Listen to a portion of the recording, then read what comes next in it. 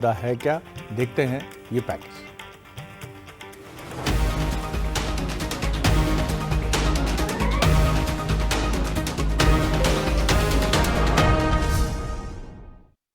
सुना है कि इन दिनों मध्य प्रदेश कांग्रेस में अंदर खाने खूब भगदड़ भी मची हुई है। कई लोगों के मन डावाडोल हो रहे हैं और आज नहीं तो कल हमारे परिवार में सम्मिलित होंगे। पीएम और सीएम के ये संकेत अब हकीकत में बदल रहे हैं। सुरेश पचौरी भी बीजेपी में शामिल हो गए और उनके साथ कई बड़े नेताओं ने भी बीजेपी का दामन थाम लिया।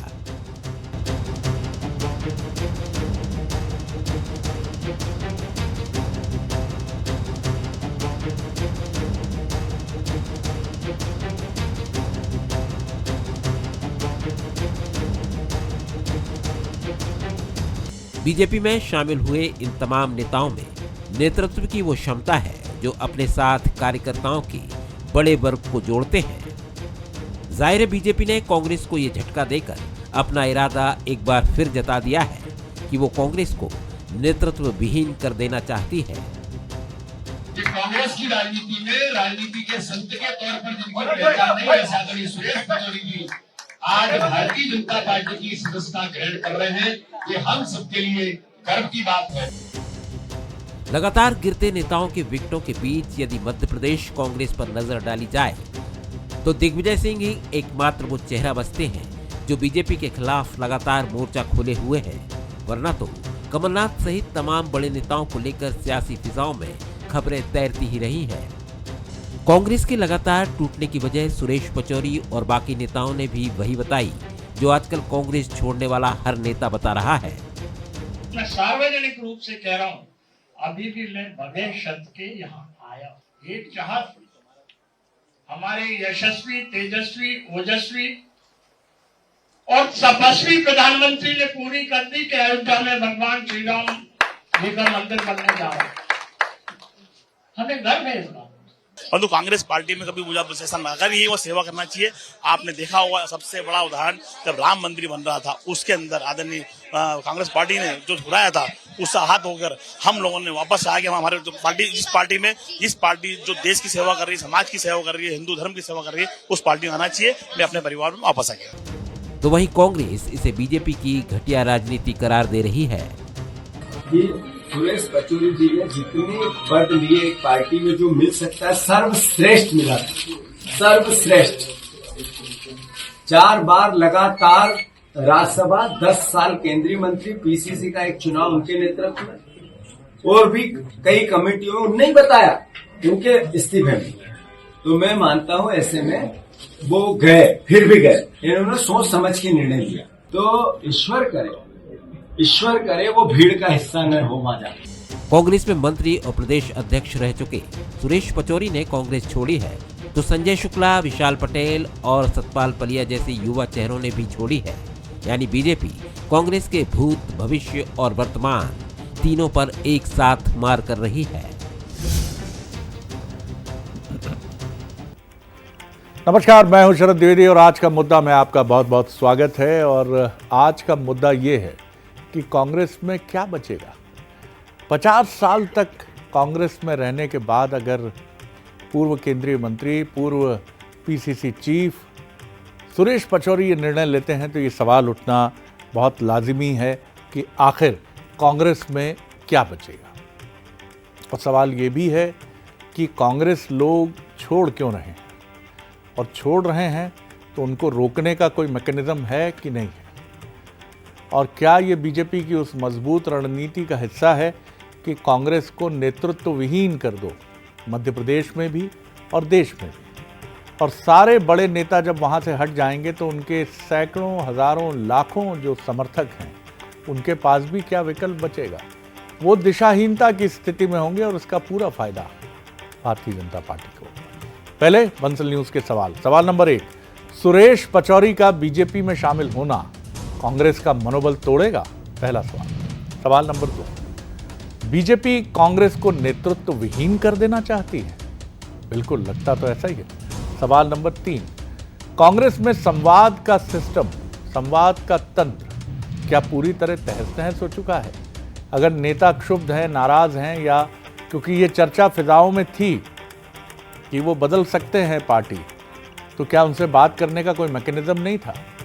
जो मेहमान हमारे साथ हैं उनसे मिलिए। सबसे पहले स्टूडियो में मेरे साथ हैं हमारे एग्जीक्यूटिव एडिटर और पॉलिटिकल अफेयर्स देखते हैं मनोज सैनी। बहुत स्वागत है मनोज। वो जर्नलिस्ट हैं जिन्होंने सबसे पहले ये खबर ब्रेक की। और बात करूं अन्य मेहमानों की तो हमारे साथ हैं यशपाल सिंह सिसोदिया जी, पूर्व विधायक हैं, भारतीय जनता पार्टी के सीनियर लीडर हैं और आगे के लिए अनंत संभावनाएं खुली हैं, शुभकामनाएं हैं उनको। संजय यादव जी हैं, पूर्व विधायक हैं, वरिष्ठ नेता हैं कांग्रेस के, और गुरुदत्त की एक फिल्म का संवाद है जब हमारे साथ इस कार्यक्रम में आते हैं वो, तो मैं चेहरे पे लिखा देखता हूँ वो गीत, बिछड़े सभी बारी बारी, देखी ज़माने की यारी, बिछड़े सभी बारी बारी। लेकिन वो डटे हैं और उनको शुभकामनाएं हैं कि वो डटे रहें। आंधी चल रही है लेकिन इस आंधी में खड़े रहने वाले याद किए जाते हैं। मनोज, सबसे पहले मैं आपकी तरफ ही आता हूँ, ज़रा मुझे समझाइए कि ये जो मंज़र है भारतीय जनता पार्टी में, एक ऐसा लगता है कि कांग्रेस में पतझड़ है और कांग्रेस के सारे पतझड़ के नेता जो हैं उड़कर भारतीय जनता पार्टी की तरफ चले आ रहे हैं। पचौरी जी का जाना बहुत चौंकाता भी है और ये बताता भी है कि कांग्रेस गंभीर स्थिति से गुजर रही है, क्या कहेंगे? शरद जी, देखिए पचौरी जी का जाना तो ठीक है, लेकिन पचौरी जी के साथ बाकी जो नेता गए वो जाना और बड़ा चौंकाता है, क्योंकि संजय शुक्ला जैसे एक चेहरा है जो कांग्रेस के लिए उस दौर में जीत कर आया जब कांग्रेस जा रही थी। इस बात अलग है कि कैलाश विजयवर्गीय से चुनाव जीत गए। विशाल पटेल एक ऐसा युवा चेहरा है जिनके नाम की चर्चा 2 दिन पहले तक ये थी क्या लोकसभा से वो कांग्रेस के प्रत्याशी होंगे। तो फिर सवाल खड़ा होता है कांग्रेस के मैकेनिज्म पर कि आखिर कहाँ गड़बड़ हो रही। विचार तो करना पड़ेगा कि क्यों इन नेताओं को नहीं रोका जाता। कहा यह जा रहा है कि राहुल गांधी की न्याय यात्रा भी जब मध्य प्रदेश पर आई तो वरिष्ठ नेताओं से उन्होंने दूरी बनाई, कुछ नेताओं के बड़े नज़दीक रहे, कुछ नेताओं से दूरी बनाई, तो ये जो सिलसिला था ये और बढ़ गया। यानी जो भारतीय जनता पार्टी जिस काम में लगी थी उसको और धार मिल गई और रात होते होते आज शुभ मुहूर्त में ये बड़ा मुहूर्त भारतीय जनता पार्टी के साथ जुड़ गया। लेकिन खबरें यहीं खत्म नहीं होती है। राजू खेड़ी जैसे लोग भी जाते हैं जो जनजाति के एक बड़े नेता है, 2 बार के सांसद है, तो ये चुनौती भी है कांग्रेस के सामने। जनजातीय क्षेत्र पर विशेष फोकस है कांग्रेस का। ऐसे में फिर सोचना पड़ेगा। खबरें ये भी आ रही है कि मंडे यानी सोमवार को फिर एक झटका लगेगा कांग्रेस को, तो विचार तो करने की जरूरत है कांग्रेस को। लेकिन भारतीय जनता पार्टी के भीतर भी बहुत विचार शुरू हो गया है। वो कार्यकर्ता, वो नेता सोच रहे हैं आखिर ये रुकेगा कब, ये चलेगा या रुकेगा। तो दोनों तरफ विचार करने की जरूरत है। आप ये इशारा कर रहे हैं मनोज की यशपाल जी भी चिंतित होंगे कि कल मंदसौर से कोई बड़ा विकेट गिरा और इधर चला आया, तो मंदसौर से भी एक दावेदार, जैसा इंदौर से संजय शुक्ला जी के आने से कई जगह खलबली मची होगी कि इन्होंने तो 2028 की व्यवस्था कर ली अभी से। तो ये भी बात आप बिल्कुल सही कह रहे हैं। चलिए ये भी सवाल रहेगा एक यशपाल जी से। यशपाल जी, मुस्कुराहटें होती हैं जब बीजेपी में कांग्रेस से आए हुए बड़े नेता आते हैं, मुस्कुराहटें होती हैं। बीजेपी के प्रदेश मुख्यालय में कार्यक्रम होता है, शाल और अंग वस्त्र बीजेपी का पहनाया उड़ाया जाता है, मिठाइयाँ खिलाई जाती हैं, लेकिन कुछ चिंतित चेहरे नज़र भी आते हैं और कुछ चिंताएं उस क्षेत्र में बड़े ज़ोर शोर से चलती हैं कि अब क्या होगा हमारा। अब तो भैया भी आ गए, अब अपने भीतर ही दावेदारी, इनसे तो पहले भिड़ते रहे। और विशाल पटेल और संजय शुक्ला की बात करें तो ये तो न सिर्फ खुद चुनाव लड़ते थे बल्कि आसपास की 2-4 सीटों के लिए व्यवस्था करते थे, यानी धनबल भी उनके साथ है। जी यशपाल जी। शरद जी, देखिए भारतीय जनता पार्टी का अभी ज्वाइनिंग अभियान चल रहा है और इस अभियान को लेकर के अगर भोपाल राजधानी हो, नर्मदापुरम हो, मालवा हो, इंदौर हो, ये सारे क्षेत्र में, और हम तो ये देख रहे हैं कि राहुल गांधी जी की जहां जहां से यात्रा निकल रही है, न्याय यात्रा, उसके बाद ये निर्णय और परिणाम सामने आ रहे हैं। समीक्षा में आपने बहुत अच्छी बात कही कि जब प्रधानमंत्री नरेंद्र मोदी जी इस ओर इशारा करते हैं, मुख्यमंत्री डॉक्टर मोहन यादव जी इस ओर इशारा करते हैं, तो कांग्रेस उन व्यक्तियों से संवाद करने की स्थिति में क्यों नहीं रह पाती है। और देखिए कल की खबर आ रही है कि कल राजस्थान में भी जयपुर में बड़ा धमाका होने वाला है, क्योंकि पूरे देश में कांग्रेस छोड़ छोड़ करके लोग आ रहे हैं। आज मैंने शरद जी उमंग सिंगार जी का एक स्टेटमेंट पढ़ा था, सुना था, उनकी बाइट थी कि पतझड़ में पत्ते गिरते हैं। अब जहां एक और युवा साथी हमारे साथ आ रहे हैं, उनको भी वो पतझड़ का पत्ता बता रहे हैं। कांग्रेस के पास देखिए शरद जी, न नेता है, न नेतृत्व है, न नियत है, न नीतियां है। और भारतीय जनता पार्टी के पास सक्षम नेतृत्व है, नीतियां है, नेता है। इस कारण से प्रभावित होकर के भारतीय जनता पार्टी की तरफ आकर्षित होकर के कांग्रेस के कितने बड़े लोग, शरद जी, आज जब मैं सुबह आप ही के चैनल को सुन रहा था, तब सुरेश पचौरी जी का बयान था। उनका कहना था कि रक्षा के क्षेत्र में भी अगर कांग्रेस सवालिया निशान खड़ा करती है तो ये कितनी चिंतनीय बात होती है। राम मंदिर के बारे में भी उनकी टिप्पणी थी। तो कांग्रेस जिन चीजों को संभाल नहीं पा रही है, संवार नहीं पा रही है, और जिस प्रकार से वो वक्तव्य दे रही है, उसके कारण से कांग्रेस में टूटन हो रही है। भारतीय जनता पार्टी पे ये लोग आ रहे हैं। और शरद जी, जब हमारे यहाँ आ रहे हैं तो आप विश्वास रखिएगा, हमारे यहाँ सबका साथ, सबका विकास, सबका प्रयास, हम सामूहिक रूप से काम करते हैं। पूरा संगठन हमारा इस दिशा में। लेकिन चुनौती तो है यशपाल जी, चुनौती तो आप लोगों के लिए भी है, क्योंकि कठिन होता है जिससे आप लड़ते रहे हैं। भले ही घर के बड़े बुजुर्ग उसको ले आएं अपने ही परिवार में, लेकिन कठिन होता है कि उसको बीजेपी अनुशासन की पार्टी है तो उसके यहाँ आवाज़ नहीं आती, लेकिन मन के भीतर एक आवाज़ ज़रूर उठती होगी। संजय जी, बिछड़े सभी बारी बारी, क्या कारण है सर? राहुल गांधी जी आए यात्रा में, न सुरेश पचौरी जी आते हैं। क्या राहुल जी ये तय करके बैठे हैं कि जिसको नहीं आना हो ना आए, जिसको बीजेपी में जाना हो तुरंत चला जाए? लेकिन ये भी एक नज़रिया तो नहीं हो सकता है। आखिर लोकसभा चुनाव के पहले मध्य प्रदेश में ये मैसेज जनता तक फिर गया है कि कांग्रेस में खलबली मची है। 50 साल तक कांग्रेस में रहने वाले नेता भी बीजेपी में चले गए। जी देखिए शरद जी, मैंने आपको 2-3 मुद्दों से बात की। आदरणीय पचौरी जी के बारे में बात की, नेतृत्व के बारे में बात की, संभाव्य सिस्टम। मैं आपके एक बात रखता हूँ कि संभाव्य सिस्टम, उसके बारे में मैं बात करूंगा। जहां तक आदरणीय सुरेश पचौरी जी की बात, सुरेश पचौरी जी को मैं सुन रहा था आज कि कांग्रेस जनता से कट गई। जब सुरेश पचौरी जी कांग्रेस में थे तब जनता के पास कितने पास में थे, क्योंकि पचौरी जी को कांग्रेस ने जितना दिया है, 4 बार राज्यसभा सदस्य किसी भी पार्टी बनाती नहीं है, कोई भी पार्टी। प्रदेश अध्यक्ष मतलब मुख्यमंत्री का दावेदार, केंद्रीय राज्य मंत्री, रक्षा राज्य मंत्री, संसदीय कार्य मंत्री, यूथ कांग्रेस के विभिन्न पदों पे।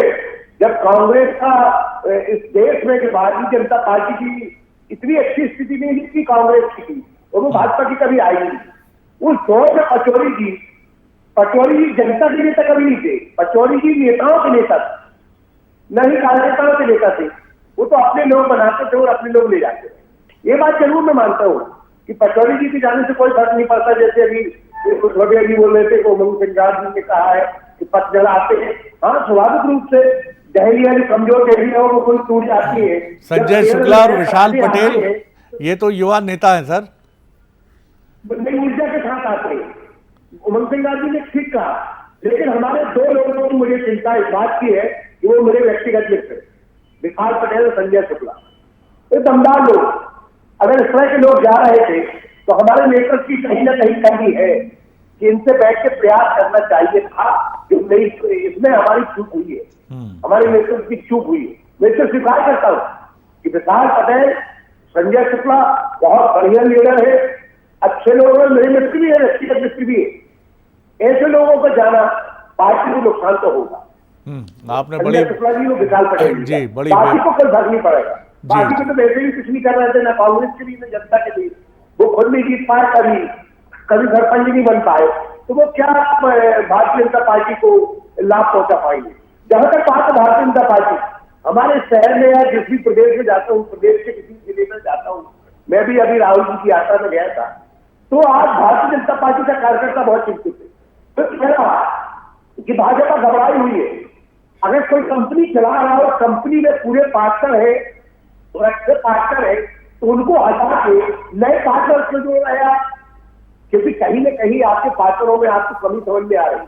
क्योंकि आप एक प्राइवेट लिमिटेड कंपनी चला रहे हैं। चलिए मैं लौटता हूं संजय जी, एक राउंड और चलाएंगे तेजी से हम, लेकिन आपने बड़ी बेबाकी से माना है, मैं अप्रिशिएट करता हूं क्योंकि आप बहुत खुलकर बोलने के लिए पहचाने जाते हैं।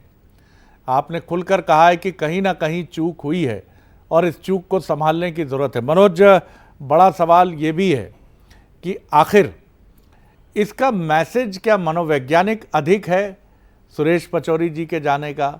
जिसको जाना है, जाने वाले को भला कौन रोक पाया, लेकिन जिस मौके पर और जिस समय ये जाने की रस्में होती हैं, रस्में तो तय होती हैं बीजेपी की तरफ से और कांग्रेस के नेता उस पर मुहर लगाते हैं, लेकिन लोकसभा चुनाव के ठीक पहले क्या आपको लगता है कि ये मध्य प्रदेश की सीटों पर भी असर डालेगा? क्योंकि कहीं ना कहीं ये जाना बताता है कि लहर, एक परसेप्शन, एक राय बनती है कि एक हवा चल रही है बीजेपी की और उसमें कांग्रेस उड़ी जा रही है। बिल्कुल, देखिए हवा का ही खेल है। और ये भी शरद जी पहली बार हम लोग ने सुना होगा कि किसी पार्टी में ज्वाइनिंग कमेटी बनाई जाए। मतलब आप देखिए लोकसभा चुनाव से पहले जिसके मुखिया डॉक्टर नरोत्तम मिश्रा है, संजय पाठक को जिम्मेदारी है, मतलब ज्वाइनिंग कमेटी बनाने का मतलब ही ये है कि एक बड़ा मनोबल तोड़ना सामने विपक्ष का और ये बताना कि लोग ज्वाइन करना चाहते हैं। मतलब वैसे अगर देखें, अगर तो माफ कीजिएगा कि इसका नाम होना चाहिए दल बदल प्रेरक या दल बदल उकसाऊ समिति। ये मतलब अगर सामान्य व्यक्ति समझ सके तो ज्वाइनिंग कमेटी नाम दे दिया गया। उसका जिम्मा भी देखिए डॉक्टर नरोत्तम मिश्रा जैसे लोगों के पास है, जो नरोत्तम जी इसके एक्सपर्ट हैं, माहिर माने जाते हैं। नरोत्तम जी एक्सपर्ट हैं, एक्सपर्ट है, तो वो बड़े एक्सपर्ट इसमें काम भी कर रहे हैं। लेकिन जो बातें आ रही है चिंता बढ़ाती है निश्चित रूप से कांग्रेस के भीतर, और ज्वाइनिंग कमेटी के द्वारा जो बातें कही जा रही है, अब जो खबरें आ रही कि ये सिलसिला रुकेगा नहीं, तो शरद जी ये विचार तो अब कांग्रेस को करना पड़ेगा। इससे मनोबल तो कार्यकर्ता का टूट रहा। आज मैं खुद पीसीसी में था, तमाम सारे कांग्रेस के नेताओं के मेरे पास भी फोन आए कि भाई साहब अब और कौन, तो हमने कहा ये तो भारतीय जनता पार्टी जानती है, पर इसका मतलब यह है कि वो कार्यकर्ता जो नेता है वो चिंता कर रहा है कि साहब अब और कौन जाने वाला, हमारा कुछ बचेगा। हमारा आज मुद्दा भी वही है, बचेगा क्या? तो बचेगा क्या, कितना बचाएगी कांग्रेस, ये बचाना पड़ेगा। दिग्विजय सिंह जी अभी थोड़ी देर पहले बयान दे रहे थे कि जिनकी विचारधारा नहीं है भारतीय जनता पार्टी जैसी विचारधारा है वो चले गए होंगे यदि विचारधारा कांग्रेस की, लेकिन इससे कुछ नहीं होगा। मुझे लगता है तमाम सीनियर लीडर राहुल गांधी जैसे लोगों को बैठना पड़ेगा, क्योंकि बीजेपी तो बढ़ चली। एक मैसेज भी है कि 28 नहीं 29 सीटें जीतना है। संजय जी ने इसकी तरफ इशारा भी किया बिना लाग लपेट के कि कुछ जगह तो चूक हुई है। विशाल पटेल और संजय शुक्ला का उन्होंने नाम लिया है। यशपाल जी, कहानी फिर वही है कि निश्चित तौर पर एक लहर बनती है, एक हवा बनती है, एक राय बनती है। ये वोट में कितनी तब्दील होगी ये तो नतीजे बताएंगे, लेकिन एक राय बनती है। कुछ दिनों तक लोगों की ज़ुबान पर नाम रहता, अरे पचौरी जी भी चले गए, अरे शुक्ला जी भी चले गए, अरे पटेल साहब भी चले गए। ये क्या हो रहा हो भैया कांग्रेस में, कोई बचेगो या नहीं बचोगो, सारे होते ही चले गए हैं। ये सारी बातें उठेंगी, लेकिन सवाल ये भी है कि पूछा आपसे भी जाएगा कि ठीक है उधर पतझड़ है तो उसको बसंत बनाने में आप क्यों जुटे हुए हैं? क्या ये अवसरवादिता की राजनीति नहीं है? क्या यह मौका परस्ती की राजनीति नहीं है? ये सवाल कभी ना कभी आपसे भी पूछे जाएंगे यशपाल जी। देखिए शरद जी, जो लोग आ रहे हैं वो भारतीय जनता पार्टी के नेतृत्व को, भारतीय जनता पार्टी ने जिस प्रकार से देश का विकास किया है, मोदी जी के नेतृत्व में प्रदेश का विकास हो रहा है, डॉक्टर मोहन यादव जी के नेतृत्व में, और जो नीतियां हैं भारतीय जनता पार्टी की, उसको स्वीकार करते हुए अगर दल में लोग आने के लिए उत्सुक हो रहे हैं तो हमारे लिए दल के दरवाजे खुले हैं शरद जी। और कांग्रेस का मैं फिर कहना चाहता हूं कि ये जो मोह है कांग्रेस पार्टी में सोनिया गांधी जी के प्रति, राहुल गांधी के प्रति, ये मोह के कारण और उन लोगों के पास जिस प्रकार से उसको सल्तनत समझ रखी है, उसके कारण से कांग्रेस बहुत ज्यादा नुकसान में है। अब आप देखिए एक तरफ यात्रा निकल रही है, भारत जोड़ो न्याय यात्रा। कांग्रेस कितनी बैठकें कर रही है, लोकसभा के चुनाव की क्या तैयारी कर रही है शरद जी? विधानसभा स्तर के हमारे भारतीय जनता पार्टी के कार्यालय लोकसभा संसदीय क्षेत्र में प्रारंभ हो गए हैं, संसदीय क्षेत्र के कार्यालय हमारे प्रारंभ हो गए हैं, लाभार्थियों के हमारे सम्मेलन हो गए हैं, लाभार्थियों तक हम जा रहे हैं। निरंतर भारतीय जनता पार्टी ने 29 सीटों पर डिक्लेयर कर दिया है। कांग्रेस है कहां? इसलिए कांग्रेस, चलिए मैं यही सवाल ले चलता हूं। आपकी बातें मौजूद हैं यशपाल जी, मैं इत्तेफाक रखता हूं आपकी बात से कि अनवरत 5 साल तक चुनावी मोड पर ही काम करती है बीजेपी, और यही वजह है कि वो नतीजे भी जब लाती है तो आप उसको लाख दूसरे तरीके से देखिए कि ऐसा कर लिया वैसा कर लिया, लेकिन उसके केंद्र में उसकी मेहनत और उसका अनुशासित संगठन और अनुशासित संगठन से जुड़ा समर्पित देव दुर्लभ कार्यकर्ता है, जो बीजेपी की एक टर्मिनोलॉजी है रिगार्डिंग कार्यकर्ता। कम वक्त है संजय जी, कैसे संभालेंगे इसको? आपने भी माना चूक होती है, अब ये चूक ना हो तो उसका थोड़ा तरीका भी बता दीजिए, जितनी मर्यादा के भीतर आप बता सकते हैं। देखिए, सही बात तो ये है कि जनता हमारे ऊपर इसलिए विश्वास कर रही कि भारतीय जनता पार्टी लोकतंत्र में विश्वास नहीं कर रही। जो आम जन जब चर्चा करते हैं ये भारतीय जनता पार्टी गलत काम कर रही, वो भाजपा का कार्यकर्ता वो भी पीड़ित है। क्योंकि आपने कहा कि कांग्रेस मुक्त भारत, लेकिन कांग्रेस युक्त भारतीय जनता पार्टी बनाने जा रहे हैं, उससे भाजपा का कार्यकर्ता का मनोबल टूटा हुआ है। अब भारतीय जनता पार्टी का संगठन का जो निष्ठावान कार्यकर्ता है वो काम नहीं करता। सरकार के संरक्षण में सरकार के कर्मचारियों से वोट मंगवाया जाता है। भारतीय जनता पार्टी कर्मचारियों की पार्टी बची है जो सत्ता का दुरुपयोग करके जनता से वोट मांगती है। कार्यकर्ता पीड़ित पार्टी हो चुकी है, इनका कार्यकर्ता काम नहीं करता। जी चलिए, बहुत शुक्रिया करता हूं संजय जी, आपका बहुत धन्यवाद। बहुत धन्यवाद यशपाल सिंह सिसोदिया सर, आपका बहुत धन्यवाद। मनोज जी आपका। बेचक बिछड़े सभी बारी बारी, देखी जमाने की यारी, बिछड़े सभी बारी बारी। लेकिन ये बिछड़ क्यों रहे? राहुल गांधी जी को, सोनिया जी को, प्रियंका जी को और तमाम कांग्रेस के जितने भी महत्वपूर्ण नेता हैं दिल्ली के, उन्हें एक पेशकश तो करनी चाहिए। हर संस्थान में, अच्छे संस्थान में एग्जिट इंटरव्यू होता है, जाने वाले से पूछा जाता है आप क्यों जा रहे हैं, आपकी वजह क्या है जाने की। क्या कांग्रेस में ये परंपरा नहीं है कि आप क्यों जा रहे हैं, आपको क्या शिकायत है? और कहीं एक मनोवैज्ञानिक तरीके से ही बात की जाए कि वहाँ आपको क्या कारू का खजाना मिल जाएगा, किस लिए जा रहे हैं। लेकिन शायद ये परंपरा कांग्रेस फॉलो नहीं कर रही है। इस समय शायद वो एक ऐसे ज़िद्दी मेंटर की तरह है कि जिसको जाना है वो जाए, हम तो नई कांग्रेस खड़ी करेंगे और जितने ऐसे लोग हैं वो चले जाएं और फिर हम एक नई कांग्रेस खड़ी करेंगे। लेकिन तब तक कहीं बहुत नुकसान ना हो जाए, देर ना हो जाए, कहीं देर ना हो जाए। आगे देखिए अफसरनामा, जिसमें आप देखेंगे अखिल भारतीय सेवा के अधिकारी से बातचीत। बेहद दिलचस्प है युवाओं के लिए ये प्रोग्राम, सभी के लिए। देखिए अफसरनामा। नमस्कार।